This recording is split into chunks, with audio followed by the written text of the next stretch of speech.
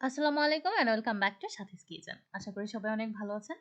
আজ আমি খুবই সুন্দর, খুব সহজে কিভাবে চিকেন ললিপপ তৈরি করতে পারবেন সেই রেসিপিটাই শেয়ার করব। আশা করি ভিডিওটি আপনাদের ভালো লাগবে। So let's go to my kitchen and cook. প্রথমে রান্না করতে কি কি লাগবে আমি সেটা দেখিয়ে নিচ্ছি।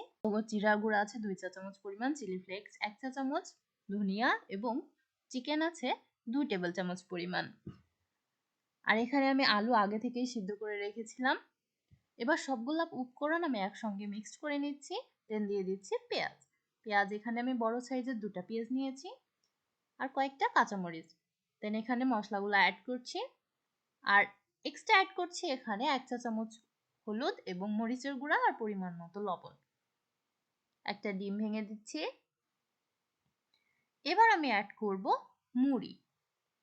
এটা খুব বেশি পরিমাণে দেওয়ার প্রয়োজন নেই, আমি জাস্ট অল্প কিছুটা মুড়ি দিয়েছি 1/3 কাপের মতো।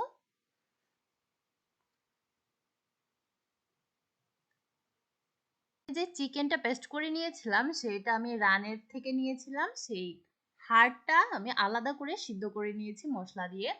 যে যা যা লাগে আর কি সবগুলা দিয়ে আমি হাড়টা সিদ্ধ করে নিয়েছি।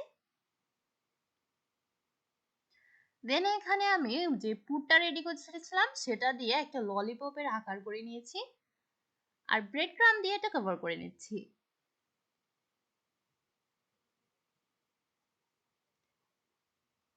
একই প্রসেসে আমি সবগুলা ললিপপ এভাবে কোট করে নিব। সবগুলো আমি একইভাবে ডিপ ফ্রাই করে নিচ্ছি।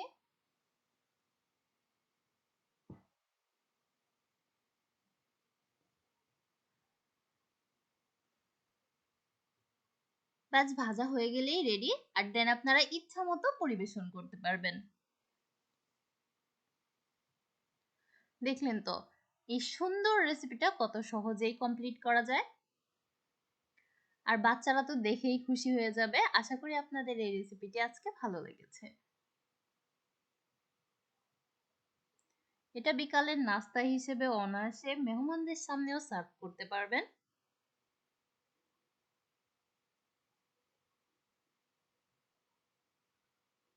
এটার ভেতরে কিন্তু কাঁচা থাকা যাওয়ার কোনো ভয় নেই, যেহেতু চিকেন এটা তাড়াতাড়ি সিদ্ধ হয়ে যায়, যে ডিপ ফ্রাই করা আছে তাই খুব বেশি প্রবলেম হবে না।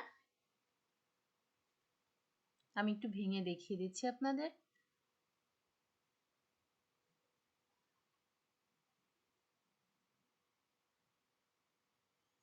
এটা কিন্তু খেতে খুবই মজাদার, বাসায় ট্রাই করে দেখতে পারেন। আল্লাহ হাফেজ।